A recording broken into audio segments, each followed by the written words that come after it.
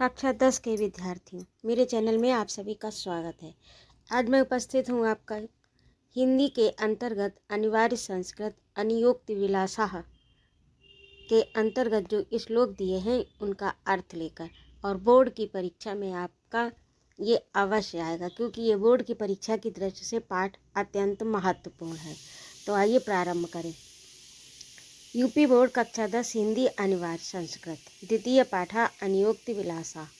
अनियोक्ति विलासा अन्य योक्तियों का सौंदर्य है। अनियोक्ति का अर्थ है किसी अप्रत्यक्ष माध्यम के द्वारा किसी मनुष्य को कोई गहरी सीख देना, यानी उक्ति के द्वारा किसी को कुछ सिखाना, उदाहरण के द्वारा।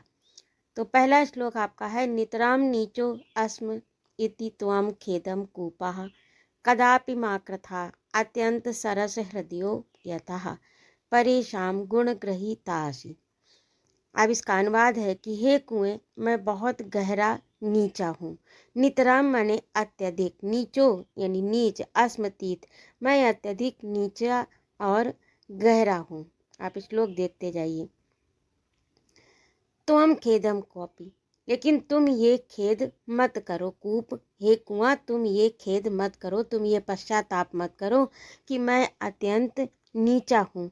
कदापि मा कृथा, कभी मत करो, और दुखी भी मत हो, क्योंकि तुम अत्यंत सरस हृदय जल से भरपूर हो। अत्यंत सरस हृदयो यथा परेशान गुण ग्रहीतासि, अत्यंत सरस हृदय जल से भरपूर वाले हो, अर्थात तुम्हारे अंदर जल भरपूर है। अब इसके कहने का अर्थ क्या है कि दूसरों के गुणों रसियों को ग्रहण करने वाले हो, यानी रसी के द्वारा जल ग्रहण किया जाता है, तो लोग तुमसे गुणों, तुम्हारे गुण को, तुम्हारे सुंदर निर्मल शीतल और मृदु जल को ग्रहण करते हैं। इसलिए तुम निराश मत हो, क्योंकि तुम्हारे द्वारा समाज का कल्याण होता है। अब इसका भावार्थ है, ये तो आपका शाब्दिक अर्थ हुआ। इंसान को अपनी स्थिति छोटी समझकर दुखी नहीं होना चाहिए। यदि आपके पास गुणों का भंडार है और आप दूसरों की मदद करते हैं तो आप श्रेष्ठ हैं। दूसरा श्लोक आपका है, नीर क्षीर विवेके हंसालस्य त्वमेव तनुसे चेत विश्वम विश्वम अधुन्यान्य कुलव्रतम पालिष्यति कहा। यानी नीर क्षीर विवेकी, हे हंस। हंस जो है वो कैसा होता है? नीर क्षीर विवेकी होता है, यानी दूध को अलग और पानी को अलग कर देता है, ये उसका गुण होता है। तो हे हंस, यदि दूध और पानी का अंतर करने से अर्थात विवेक करने में तुम ही आलस्य करोगे, तो ये संसार में दूसरा कौन अपने कुल व्रत का पालन करेगा। अर्थात कवि जो है वो हंस को संबोधित करते हुए कहता है कि तुम नीर और क्षीर को, यानी दूध और जल को अलग करने वाले हो। यदि तुम ही आलस्य करोगे, तुम ये कार्य नहीं करोगे, तो ये संसार में दूसरा कौन अपने कुल व्रत का पालन करेगा, यानी कौन तुमसे शिक्षा फिर लेगा। अब इसका भावार्थ है कि समाज के बुद्धिमान और जिम्मेदार जो लोग हैं वो अपने कर्तव्य से यदि पीछे हट जाएंगे, तो फिर अन्य लोग जो हैं वह कैसे अपने कर्तव्य का पालन करना चाहिए, करेंगे। तो इसीलिए समाज के बुद्धिमान और जिम्मेदार लोगों को अपने कर्तव्य से पीछे नहीं हटना चाहिए, अन्यथा सत्य और असत्य का निर्णय कौन करेगा। अब ये समाज में शिक्षा देना चाहता है कवि, और इस पंक्ति के माध्यम से हंस को संबोधित करके ये बात कही है। अब तीसरा श्लोक है, कोकिल पापय दिवसान तावत बिरसान करील विटपेशु यावन मिलदी दलीमालः कोवपि रसालः सम उल्लसति।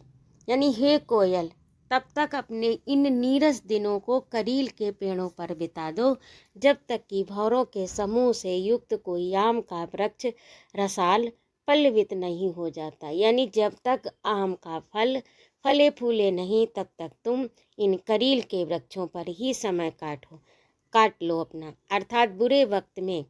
अब इसके द्वारा कवि कहना चाहता है कि बुरे वक्त में, जब बुरा समय हो, तो संतोष के साथ समय काटना चाहिए, धैर्य रखें।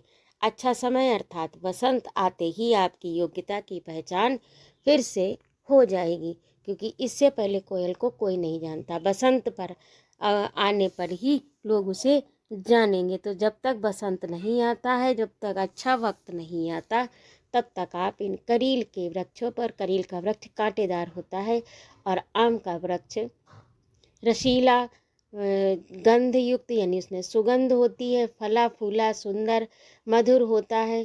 तो इसीलिए कवि कह रहा है कि अच्छा वक्त जब तक आए तब तक कांटों में ही, यानी बुरे समय में ही अपना वक्त काट लेना चाहिए धैर्य से, क्योंकि आपकी योग्यता अच्छे समय आने पर ही, आपकी योग्यता की पहचान अच्छे समय आने पर ही होगी। रे रे चातक सावधान मनसा मित्र क्षणम श्रूयताम। हे चातक, सावधान होकर मन से एक क्षण के लिए सुनो। तुम अपने मन को सावधान करके हे चातक जरा सुनो। अम्बोदा वैभव बसंती, अम्बोदा कहते हैं बादल को, यानी जल से भरे हुए बादल, वैभव बसंती, बहुत से बसते हैं, रहते हैं, यानी आसमान में बहुत से बादल हैं। गगने सर्वे अपि न तादृशा, लेकिन वे ऐसे नहीं है। आकाश में बहुत से बादल रहते पर सभी एक जैसे, ना एतादृशा, लेकिन सभी एक जैसे नहीं है, अर्थात उदार नहीं होते। केचित वृष्टिर विरादयंती वसुधा गर्जंती केचित प्रथा, यानी कोई तो वसुधा को अपने जल से सिंचित करता है, जल बरसाता है, और कोई वृथा ही गर्जना करते हैं, यानी कुछ देते नहीं है, केवल चिल्लाते हैं। और कुछ ही बादल ऐसे होते हैं जो कि वसुधा को जल देते हैं, उसे सिंचित करते हैं, उसकी तपन को मिटाते हैं। कहने का अर्थ ये है कि आसमान में बहुत से बादल हैं, लेकिन सब एक जैसे उदार नहीं हैं। कोई कोई ही वसुधा को, पृथ्वी को जल देते हैं, अपने सुधा रस से उसको तृप्त करते हैं, और सब बादल उसको जल नहीं देते बल्कि गर्जना करते हैं। अब इसका अनुवाद है कि हे मित्र चातक, सावधान मन से एक क्षण के लिए सुनो। आकाश में बहुत से बादल रहते हैं पर सभी एक जैसे उदार नहीं होते। कुछ तो वर्षा से धरती को भिगो देते हैं और कुछ व्यर्थ ही गरजते हैं। इसलिए तुम जिसको देखते हो उसके सामने अपने दुख भरे वचन मत कहो। ये छूट गया यहाँ पर। हाँ, यम यम पश्यसि, तुम जिसको देखते हो तस्य तस्य पुरतो महाब्रूहि दीन वचम, तुम उसके आगे मत मांगो, यानी दीन वचन मत उचारो, अर्थात दीनहीन मत बनो, क्योंकि हर व्यक्ति उदार नहीं होता है। हे चातक, तुम सबसे याचना मत करो। तो वही कहा है कि कुछ ही गरजते हैं, तुम जिसको देखते हो उसके सामने अपने दुख भरे वचन कहने लगते हो। ऐसा मत करो, क्योंकि हर व्यक्ति उदार नहीं होता। अब कहने का भावार्थ कवि का ये है कि हर किसी के सामने, इससे एक शिक्षा मिलती है कि हर किसी के सामने हाथ नहीं फैलाना चाहिए। मदद मांगने से पहले देख लेना चाहिए कि सामने वाला उदार है अथवा केवल दिखावा करने वाला है।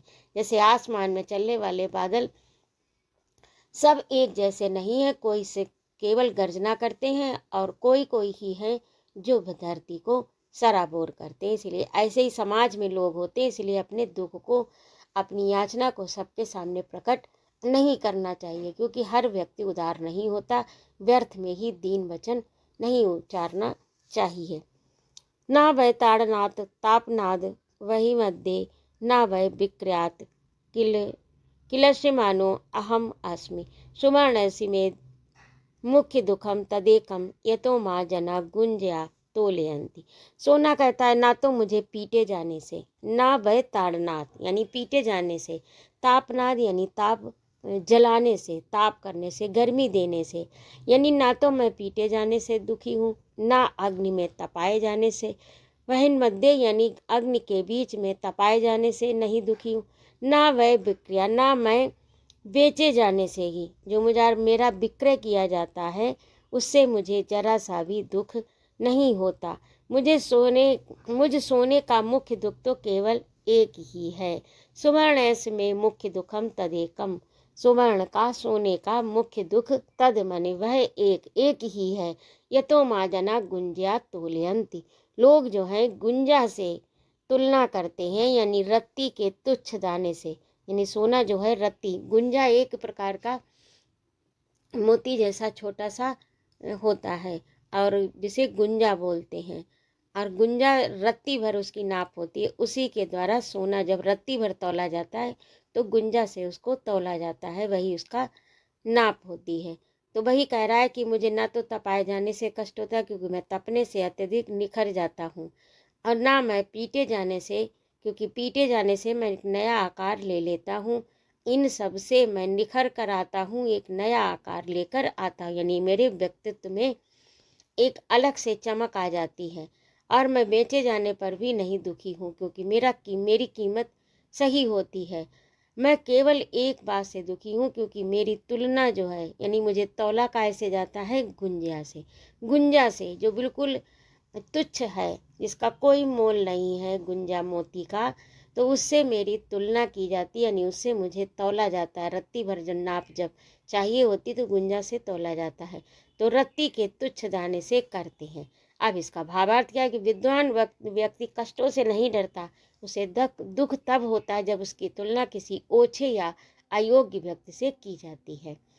रात्रि गमिष्यति भविष्यति सुप्रभातम भास्वानुदेश्यति हसिस्त पंक जाली इत्यम विचिंतयति कोसगते द्विरेफे हा हंत हंत नलनी गज उज्जहारा। रात्रि गमिष्यति, रात्रि चली जाएगी। भविष्यति सुप्रभातम, यानी सुप्रभात, अच्छा प्रभात आएगा। भास्वानुदेश्यति, यानी सूर्य उगेगा।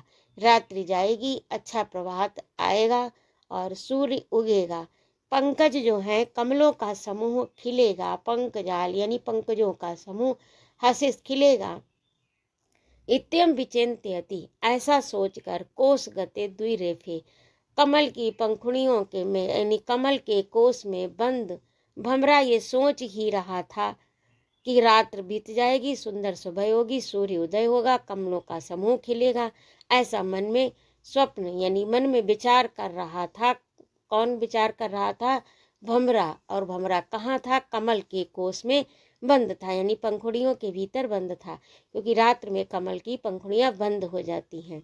और वह उसमें रस पान कर रहा था। और जब सूर्यास्त हो गया तो वह उसके अंदर बंद हो गया। जब बंद हो गया तब वह सोचने लगा कि फिर से सूर्य होगा, फिर से सुबह होगी, रात्रि जाएगी, कमलों का समूह खिलेगा, और जब खिलेगा तो मैं उसमें से निकल जाऊंगा। लेकिन हुआ क्या कि कमल की पंखुड़ियों के भीतर बंद भंवरा ऐसा ही सोच रहा था कि हाय, बड़े दुख की बात है, एक हाथी ने उस कमलिनी को उखाड़ दिया। और क्या हुआ? वो भंवरा नष्ट हो गया। तो कहने का अर्थ ये कि मनुष्य भविष्य की सुखद कल्पनाओं में खोया रहता है, लेकिन काल मृत्यु का प्रहार अचानक सब कुछ नष्ट कर देता है। कहने का मतलब यही है कि अपना जो भी कार्य है वह समय से कर लेना चाहिए, भविष्य की सुखद कल्पनाओं में नहीं खोना चाहिए, क्योंकि समय का कुछ भी पता नहीं, किस समय काल आ जाए और सारे कार्य अधूरे रह जाएं। तो इसी के साथ आपका ये अगले वीडियो में आप देखेंगे पाठ से संबंधित अभ्यास कार्य, जो कि आपकी पाठ्य पुस्तक में पीछे दिया गया है। और यदि आपको मेरा वीडियो अच्छा लगा हो तो कृपया मेरे चैनल को सब्सक्राइब करें, लाइक और कमेंट करें तथा अपने मित्रों में शेयर करें। जुड़े रहिए मेरे चैनल से इसी तरह के वीडियो प्राप्त करने के लिए। यदि आपको मेरा पढ़ाना अच्छा लगा हो तो चैनल को सब्सक्राइब अवश्य करिएगा तथा अपने कमेंट बॉक्स में ये अवश्य लिखिए कि आप क्या पढ़ना चाहते हैं और आपको किस विषय में, किस चीज़ में, किस टॉपिक पर अत्यधिक कष्ट हो रहा है, परेशानी हो रही है, दिक्कत हो रही है। मैं वही समस्या आपकी सॉल्व करूँगी। तो कमेंट अवश्य लिखिए, भले ही आप सब्सक्राइब ना करें, लाइक ना करें, लेकिन कमेंट अवश्य लिखें, अच्छा लिखें अथवा बुरा लिखें। जय माँ भारती।